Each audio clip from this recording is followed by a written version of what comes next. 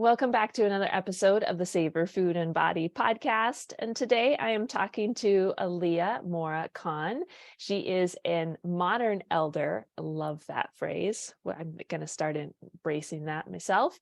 She focuses on centering leaders in their own embodied emotional intelligence and cultural heritage, and has been facilitating deep transformational change for over a decade. Her clients range from professional athletes and artists to corporate leaders and also everyday folks met around town. Aaliyah co-creates an environment where clients can improve relationships, navigate professional challenges, and increase literacy about their own energy. In turn, these changes can help identify and dissolve generational trauma, clean up relationships with money, and integrate mindfulness in daily activities. Mindfulness and daily activities. You can imagine that's why she's on the Savor Food and Body podcast, because we talk so much about mindfulness here. And Aaliyah and I met through a media mastermind program that we were going through over the last 6 months, and we just have so much overlap in our work. So I'm really excited to share Aaliyah's experience with you today. So Aaliyah, welcome to the Savor Food and Body podcast. It's wonderful to have you here. Well, first of all, thank you. I am deeply appreciative of being able to have this space and time with you and to be able to have my first ever podcast interview. So yes, I'm very excited about us having this conversation. Well, as we were talking about before we push record, and listeners, those of you who've been listening, especially over the last few weeks, you've been hearing me talk about body image with other guests and embodiment with other guests. And we're really going to be continuing that conversation with Aaliyah here, but we're going to go a couple of different directions, but you'll see the common theme coming through from what you've been listening to in other episodes. So Aaliyah has a very unique background, both in her, we'll say, professional and personal skills, but a lot of it stems from her own life experiences, which we're going to talk about today, and then how she has brought together her own lived experiences into understanding emotional intelligence, understanding embodiment or body image or embodiment disruptors, which you've heard us talk about before. And so this is going to be a really fascinating and juicy conversation. And one thing that I want to point out just at the top too, to kind of bring all of this together, if you've been listening for the last handful of weeks, is one of the reasons it's as important to talk about embodiment or talk about being in your body, talk about mindfulness with that. And how does that even relate to food? It 100% relates to food, because so many times if you have a hard time understanding or feeling in your body what hunger, satisfaction, and fullness is, or maybe you understand ravenous primal hunger and super uncomfortable fullness, but the stuff in the middle doesn't really make sense to you, or it's hard to find those signals. That is what we're talking about when we're talking about understanding your embodiment, because when you can understand what embodiment is, understand how you can get disrupted from your own embodiment, your connection to those subtle cues, then you can kind of start setting boundaries around those disruptors that might show up in your life. So that's just kind of like a mini snippet of, again, why we've been talking about this topic and how the theme that's been stringing through the last handful of episodes. So Aaliyah, I would love for us to start with, you have this idea of a kitchen dance and talking about emotional intelligence and cultural heritage in the way you approach your kitchen. So let's just start with that. What do you mean about this kitchen dance business? Okay, so I think I want to take one step back before we get to the kitchen dance, Sure. which is just to note that you gave a really good definition of what embodiment is. And I think there's something to add to that, which is embodiment is not a noun. It's often thought of as a noun, but it's not. It's actually a verb. Embodiment, for me, is the process of doing and being at the same time. It's a paradox that we have to hold in the physical vessel that we sit within, that our spiritual being sits inside of, right? And I think there's something very important to understand, that I think it was your guest Mimosa who talked about embodiment being from the inside out rather than the outside in. And I think that is absolutely correct. It is also a moment to moment process, number one, but it is also something that we've already done. It's something you already are. You are already embodied in some way. That embodiment that you already have is something that can be disrupted, because the pattern of how you have been encoded in being inside your body is something that, how do I say this?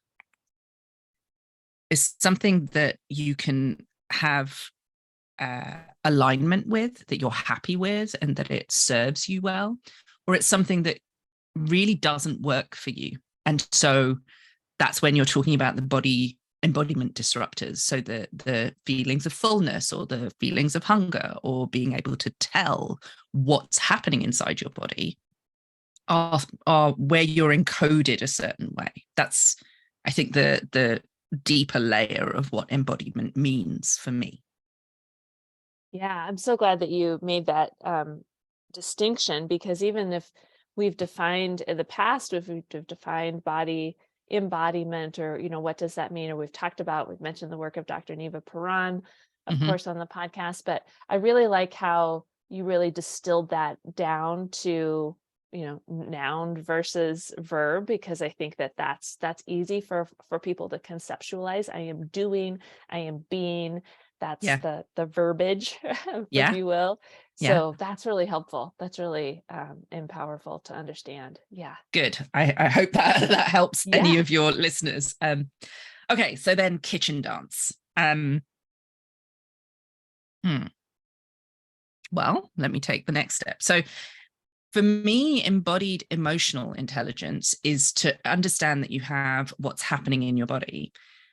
But the emotional intelligence piece is about becoming aware of your behaviors. It's about recognizing that you have agency to undo those behaviors.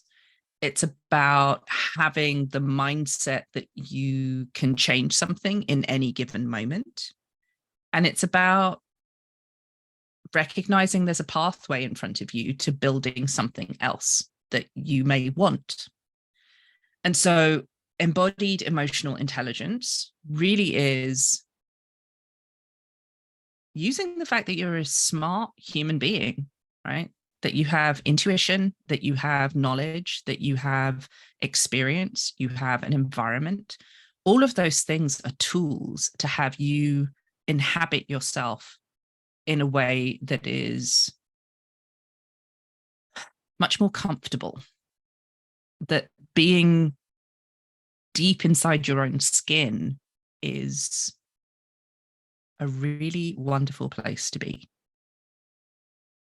Okay, so that's what I think embodied emotional intelligence is about. Which then takes us to the kitchen dance, because the kitchen dance, as I call it, is a microcosm to see all of those things in. So how did the kitchen dance come about? When my wife and I moved into this home that we're in right now, it was the first time that I moved into a home with someone and intended to be there for a long time. And in my life experience, I've because of various pieces of my life prior to now, I have moved many, many, many, many, many times. So I'm very, very habituated, or at least I was, to rapidly changing realities, moving, having to reassess, having to be in a new environment, having to bring all of my ways of being in the world to a very small way of being in the world, so that it was movable. It was something that I could take with me wherever I went. It didn't rely on my environment. When we moved in here, our kitchen became a environment in which I could see how I behaved in a kitchen, how my wife behaved in a kitchen, how she would approach something one way, I would approach another thing a completely different way. And it really demonstrated where we had to learn to compromise with each other, or learn to communicate with each other, or learn to agree with each other where something would live in the kitchen, for example. You know, spices in this cupboard or spices in that drawer, right? And so, you know, we had our kitchen dance. How did we move in the kitchen when both of us were in there? When one of us was preparing food and the other one was doing dishes? How did we have awareness of each other? How did we literally dance around each other in that movement? So that was on the gross level, you know, the very big level of what you see of how the kitchen dance works. But as the years have gone by, we've smoothed out many, many things, and we've become very clear that we know how to cohabit in a space together, and it's augmented our relationship because we use the environment of the kitchen dance to examine how we talk to one another about something, or what the issue might be about something, where she gets triggered, where I get triggered, and what we do about that. Because, you know, in the heat of the moment, triggering happens, and you have to learn to stay with yourself when a trigger goes off. So it particularly came up in the last couple of weeks where she put something in the fridge, and she put it in a place where she thought I would see it. It was a gift for me. 2 weeks goes by. She pulls it out, and she sort of angrily says to me, "Did you even see this? Are you going to have it at any point?" And I'm like, "I'm sorry. I did not mean to upset you by not having noticed this thing that you put in there for me." What it highlighted is, you know, we had to go down the pathway of thinking about what the hell just happened here. Why did we end up in a fight about, I think it was like a jam or something that she'd put in the fridge. I can't even remember what it was now. What was the problem? Turns out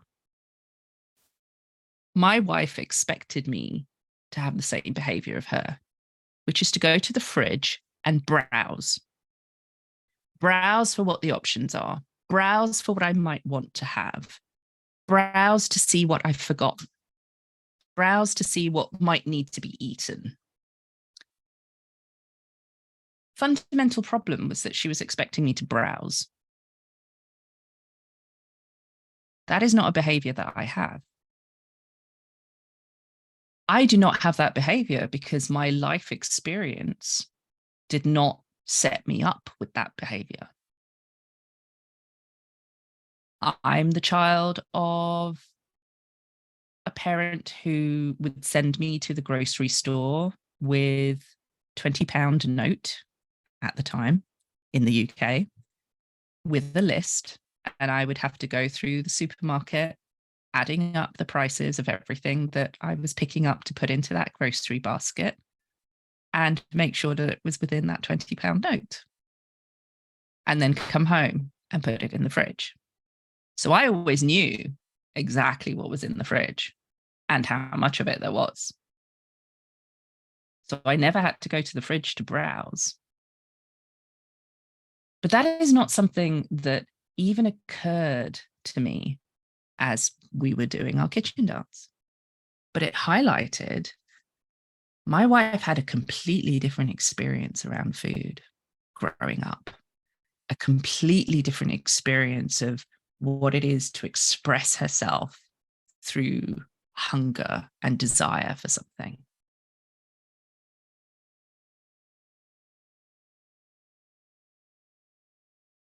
And so there's the example of how the kitchen dance is a dojo. It's a place where you can see how you approach something. It's a place where you get triggered because it's a place where you're in the same situation day in, day out, day in, day out, 3 times, 4 times, 5 times, depending on how you graze a day.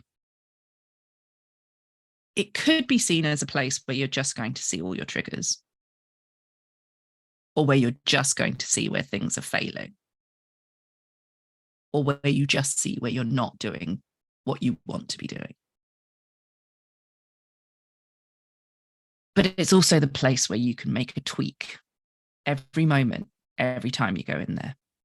It is a literal dojo of chopping wood and carrying water, of going in each day and saying, okay, today I'm going to practice browsing the fridge.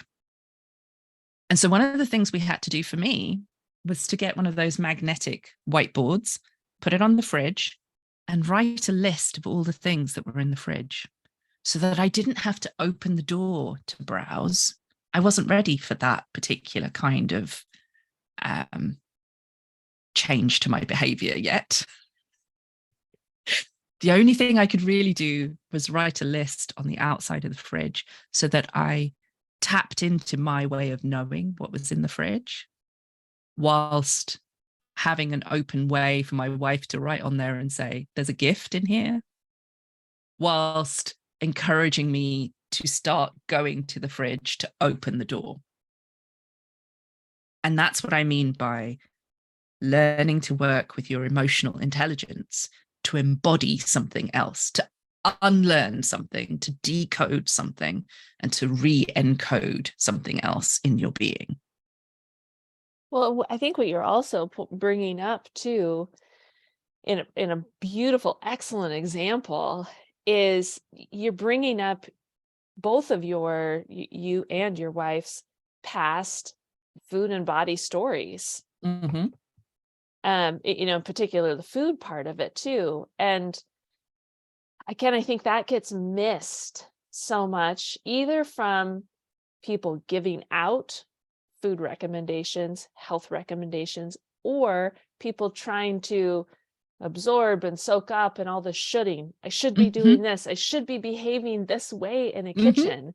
Yeah. But you're missing, well, why is it hard for you to behave that way if you want to behave that way? If that's the change you want to make, why is that hard? Well, you learned a different behavior. You learned a different script. You learned a different story from being very small. Yeah. So unless we can take that, 30,000 foot view over what's going on and say, like, well, first, it's never your fault. But even sometimes when we say that, or we see that in social posts or whatever, trying to normalize and all of that, which is totally cool. I'm here for all of it. I do all of it. At the same time, we can't just normalize without then also having some mindfulness and reflection to go, okay, hey, can we connect some dots here between this is how you were taught to engage with food, and in your case, money too, and like food access. And here's how it's playing out in your life 20, 30, 40 years later. Right. So not your fault, but now that you're in this, you want to have a different story with food in your body. You want to make some changes. You have to understand where you came from, and that it's not your fault that you came from there. Those were the cards that you were dealt, and you don't have to stay there. And so, like, from that story, this is why I so often will dovetail my work with therapists, because therapists then are working with that past experience. I'm working with my clients and my group members in the present moment, but we have to understand your past, and that part of your story is affecting why you find it difficult to eat more vegetables right now. Exactly. Or why you're still downing the bag of Oreos or the M&Ms and the chips, and you're not understanding why, but you're sure shaming yourself for them. Yep. And so to take that the next step on, right? So I'm realizing I'm in this kitchen dance with my wife. I'm seeing these things about my own history, or her story, as I would say, my own history. I'm seeing things about hers, and I won't go into her stories because those are hers. But the next thing that I see is, oh, right.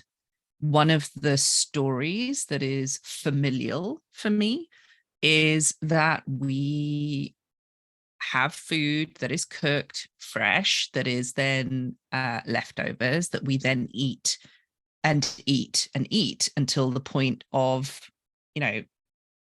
sometimes that you absolutely don't want to eat that thing ever again.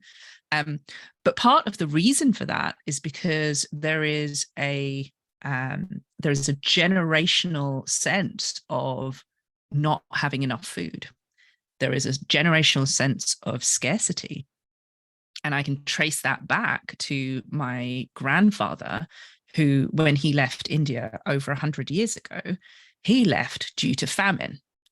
Now, it was a famine that was induced by colonialism. So that's a whole other conversation for another moment in time, and has its own encoding of embodiment that goes with it. And the one I'm going to focus on right now is that there was a food scarcity story that pervaded through my family. Not only because of that, but because my mother's stepmother, for example, in Uganda,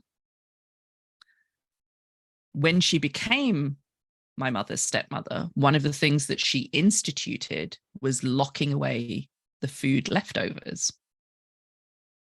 And so there is another layer of food scarcity fear that occurred in my mother's life, let alone what she inherited from her father, which then lay on top of my stories of being a child in an environment that probably wasn't the best for me.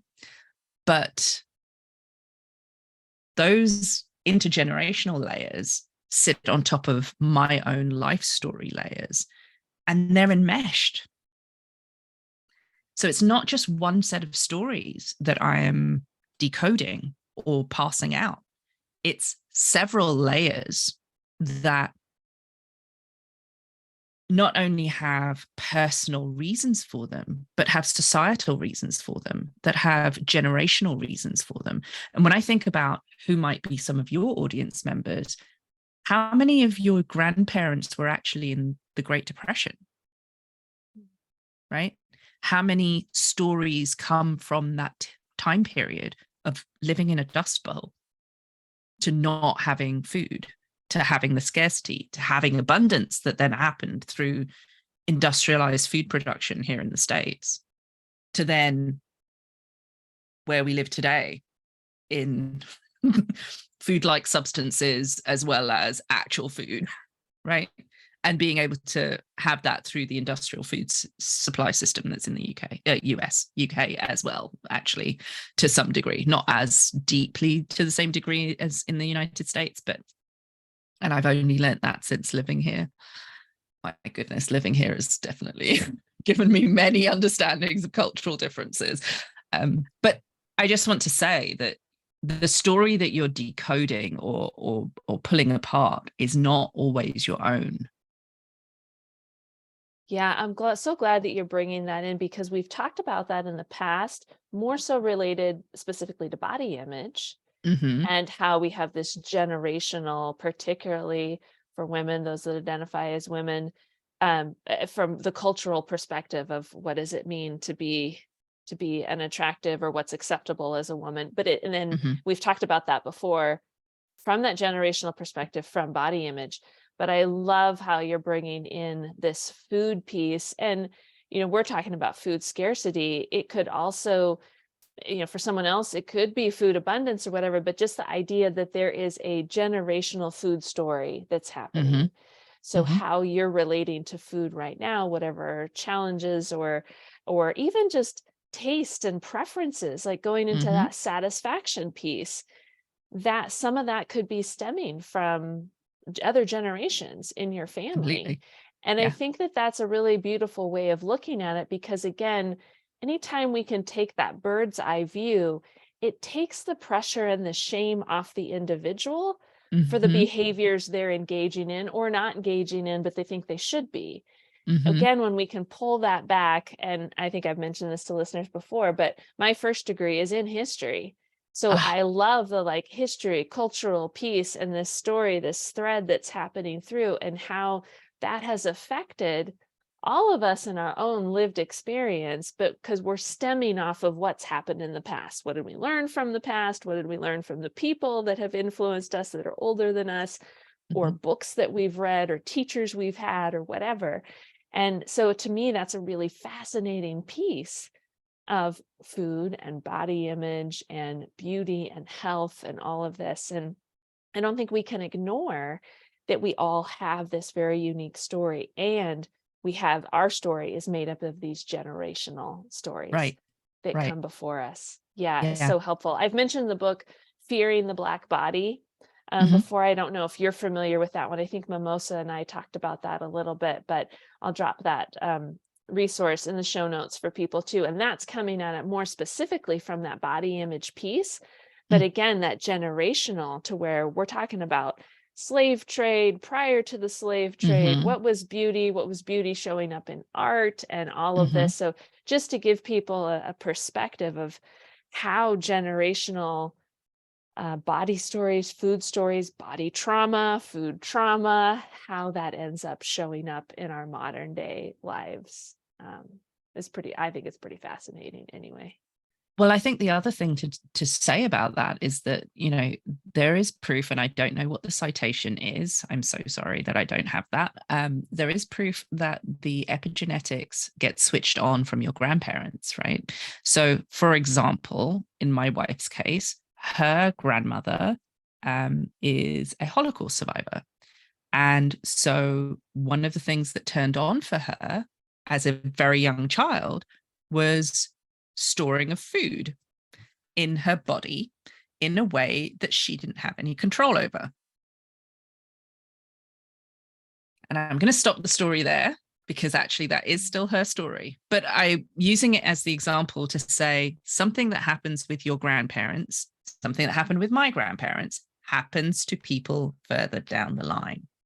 And yeah, just being able to become aware of that, being able to do so with compassion, being able to do so with gentleness. And the thing that I would add, because it's the thing that I work with my clients through, is being able to sit in the sludge of it, being able to recognize that in order to get through to the other side, you you actually have to go through it. You have to be willing to acknowledge the piece of the story that you most want to turn away from. The Yeah, I love that. reason why The you sludge. Yeah. the sludge the Yeah. reason why you most want to turn away from it is because it's where the greatest amount of power for you is stuck. And there is a definite in my experience, I should say, there is a definite moment where owning our own power is terrifying.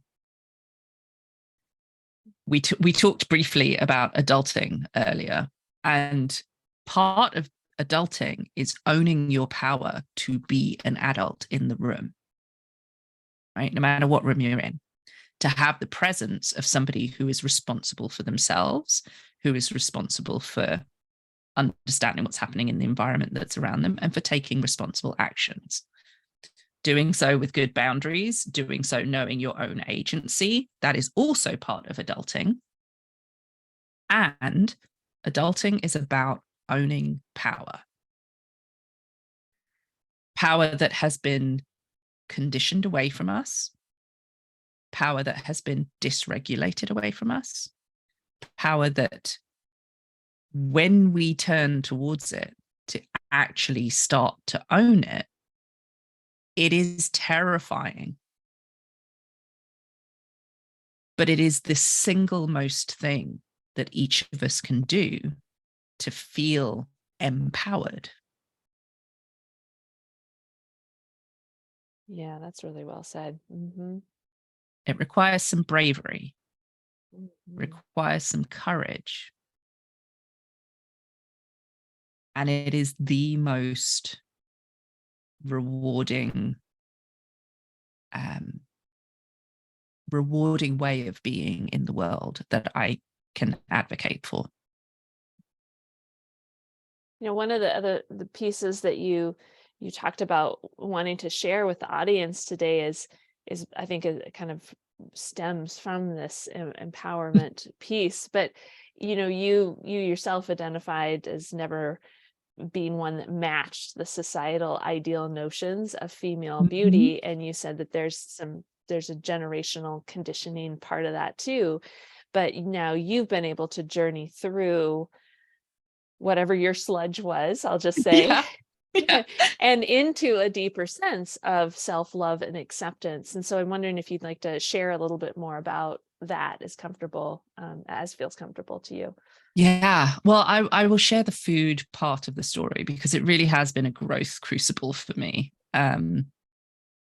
So as a child, I think I intuitively ate as a child, as in I would not eat anything that I did not like the taste or texture of.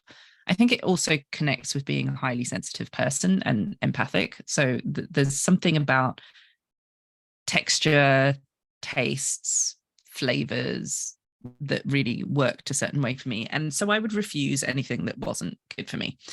It meant that sometimes I would be sat at a dinner table for 2 to 3 hours as I was forced to finish eating whatever was put on my plate because of the family story that everything on your plate needed to be finished, um, even if you didn't like it. And it also meant things like I would be forced to eat certain foods that really do not agree with me, that I have intolerances to. Uh, which now as an adult I can say, so I can do something about that. But that intuitive eating and the sort of drawn out battle about eating that started when I was quite young um, coincided with periods of time where there wasn't actually a lot of food in the house for a variety of reasons. So there was sort of sharing of food that happened in a way that I am incredibly grateful for, but also meant that food became a more communal thing than an individual thing, if that makes any sense. Mhm. Um, and so as I grew up, I just had a really bad relationship with food. I didn't do well at feeding myself. I didn't do well at knowing what I actually wanted to eat, but I knew what I didn't want to eat. I didn't do well at going browsing for food because I didn't actually get to browse for food. Um, and then came a period of time where I just didn't have a lot of education about what good food would be. Um, and my mum was a single mum for quite some time. And so there was a period of time where junk food was in my house. And I don't mean junk food terrible, but I mean some frozen pizzas. I mean pre-made um, chicken things that you could put in the oven and you could make. So not a lot of vegetables. I wasn't very good at eating vegetables. Anyway, all of these things through to probably my 30s. As I started to really put some attention on my physicality through a sexual empowerment program that I went through, and that I became a coach of, I really started to notice what impact food had on my body. When I ate a certain kind of meat, what that did to my sense of energy. When I didn't eat at a regular basis, when my hands would start to shake because I would become aware of blood sugar being low. And so I really had to go through a process of slowly but surely learning to eat things that I hadn't eaten before. So, for example, I had a deep dislike of eating broccoli, a deep, deep dislike of broccoli. I still don't like actual broccoli, but tender stem, broccolini, cut up very, very, very small and flash fried so that it is still mostly raw and slightly salted, slightly turmeric with a tiny bit of black pepper, has revolutionized the way that I eat broccoli. It is now a regular part of my diet because I found a way to have it cooked and prepared in a way that I could eat it. I wanted to eat it. I kept on trying different ways until I could. I eat better in my 40s than I ever did in my earlier part of my life. It's been a really long journey. I also feel like I've been surface level in telling you the story, but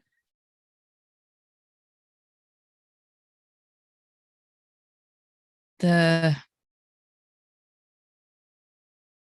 me.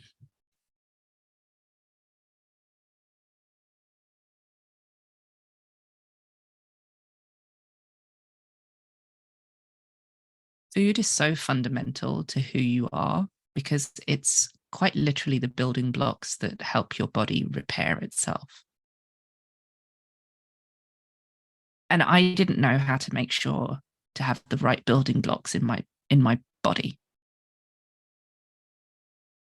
I've just been reading about natural progesterone and what that might do for a woman in her mid-40s, which is what I am. And I'm simultaneously fascinated and angry that I did not have this education before. I did not have this piece of information put into my environment of learning before now, that it was reserved for women over the age of 40, when it's fundamentally information that every woman should have from the moment she starts menstruating. Every person who menstruates should have this information, right? I still don't know what natural foods give me that. I still don't have that information. The crucible of food is still showing me what I don't know and what I still have to learn. And sometimes it feels like such a burden because it's so fundamental, right? We need the food every day.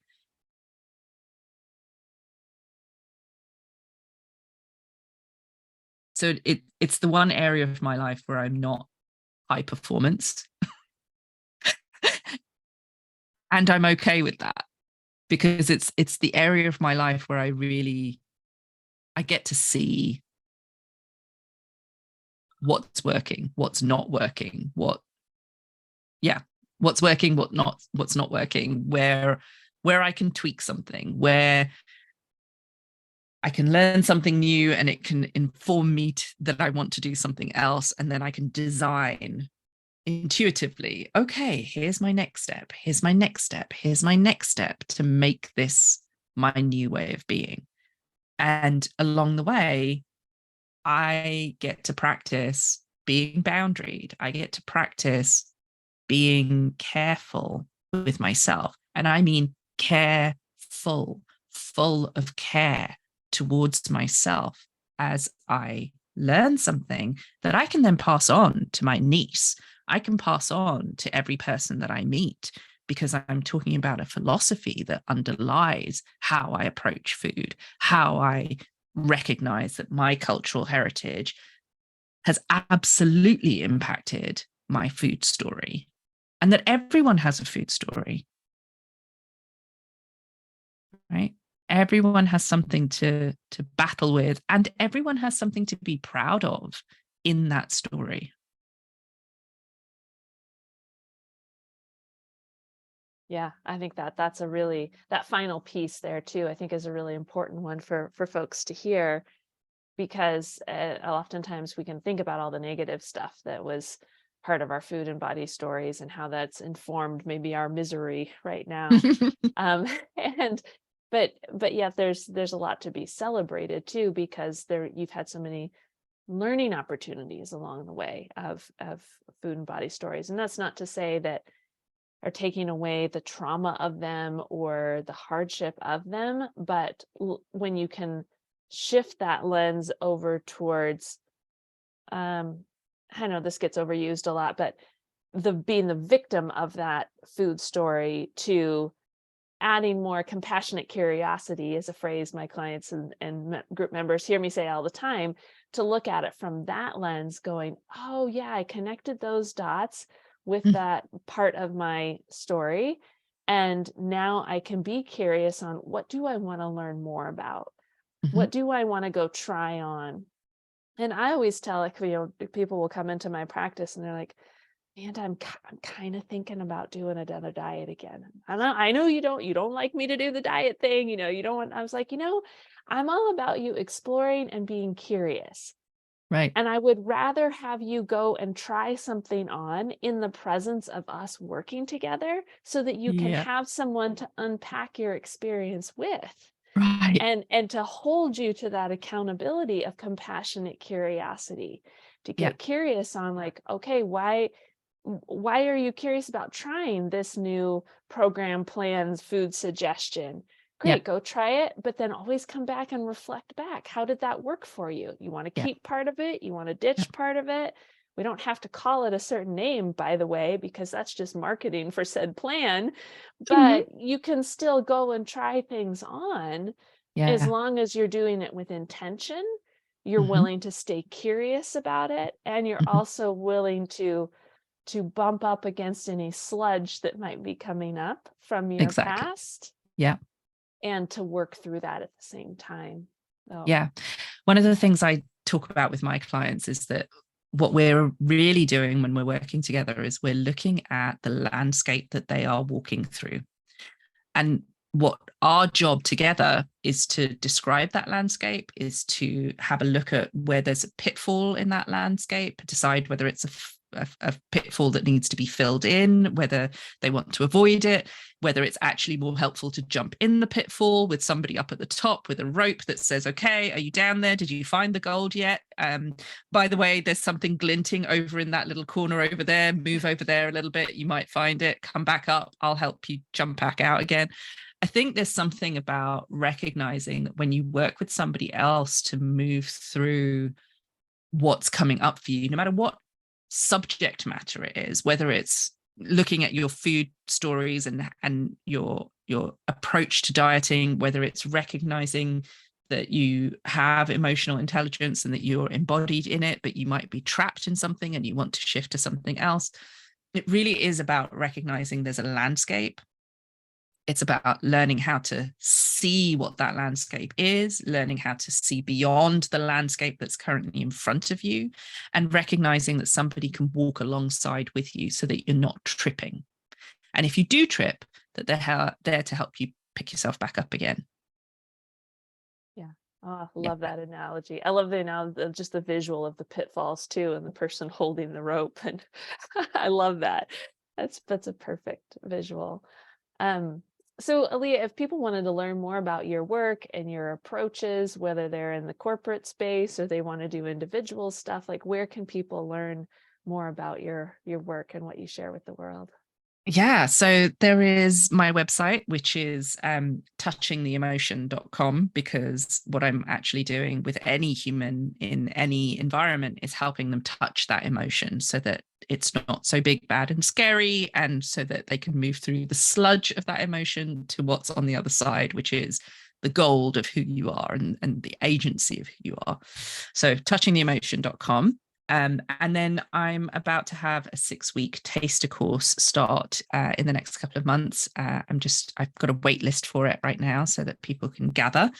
And it's a small program called Practicing Seeing and Being Seen. And it's just a 6-week taster of what it's like to work with me in a group environment. And it really is about letting yourself be in community, letting yourself decide for yourself how much you want to be seen, and then also practicing sharing what you see through a structured conversation. So yeah, That sounds amazing. it's fun. It's good fun. Yeah. And I'm and learning to get to that, Yeah. get to that, you go to touchingtheemotion.com/practice.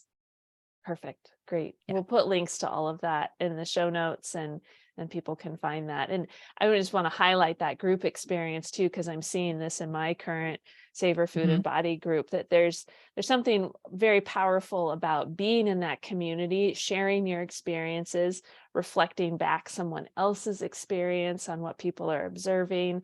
And I mean, it's very different than individual work. It doesn't take the place of individual work, but it's so needed in a different way. And and especially around the emotional intelligence piece and just connecting with our emotions too. So that's really cool that you're offering that.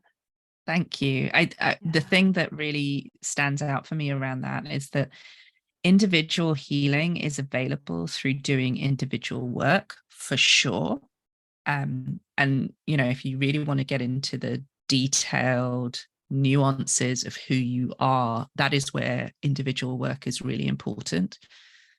But I think if you're not sure about individual work, if you don't want the pressure of focusing on yourself, then being in community is a good practice anyway, because most of us like to be isolated. Most of us like to be on our own. Most of us think that we're individual enough that nobody can understand us. And there's something really powerful about being in a collective, being part of a community, particularly for the American psyche. Being part of a collective is so anathema that actually leaning in towards doing it is really good for your soul, because you learn that we're not islands, we're not on our own. Relationship is something that is happening at all times, and relationship is happening with people in front of you and with yourself and the thing that you're interacting with. And so learning to do it in community is also, on a meta level, helping you learn to deal with multiple things at the same time. Yeah. Oh, that's really well said. Spot on for sure. Good. Yeah. I'm glad that hit you. Yeah. No, it's a good distinction between group work and individual work. Well, Aaliyah, thank you so much for being on the podcast today and sharing your experience, both personal and professional stuff. I mean, you gave us a lot of different angles from which to think about a lot of the stuff that we've been talking about on the podcast. And I think that's going to be some great food for thought for people to noodle on. So thank you so much for being here. It's been a pleasure talking with you. Yeah, thank you so much. I really appreciate your handling of me as a new podcaster. I really appreciate all of your questions, and I also want to say I really appreciate your approach to what you're doing, because I think it's not just about, as I said before, it's not just about the fact that you're looking at diet. You're actually looking at how to help people do this. You're doing the same thing that I'm doing, which is helping people to unencode something that's been there for the whole of their lives, that got deposited on them in a way that they didn't know. And you're helping them become aware of that, and you're helping them move through that. And I think any of us that do that kind of work, we're not often understood by other people. but but as they say, game recognizes game, right? Like we recognize one another because we know what we're doing, which is how to focus in on someone and help them undo something that they no longer want to have as part of their lives, and help them build the practice of how to have something that they do want to have as part of their lives. And I'm really grateful that you and I get to talk about that. You and I get to share that with the world, and that you gave me an opportunity to let people see how I do that. So thank you. Yeah, my pleasure. It's been a good conversation, and possibly even opportunities for more conversations down the road, Oh, I because there hope were so. some things, yeah, that we couldn't get into in today's episode, because we would have a 3-hour episode, and who's got time for that? I don't know. I think people like listening to this voice. So All right. Well, we will stay tuned until next time then. yeah.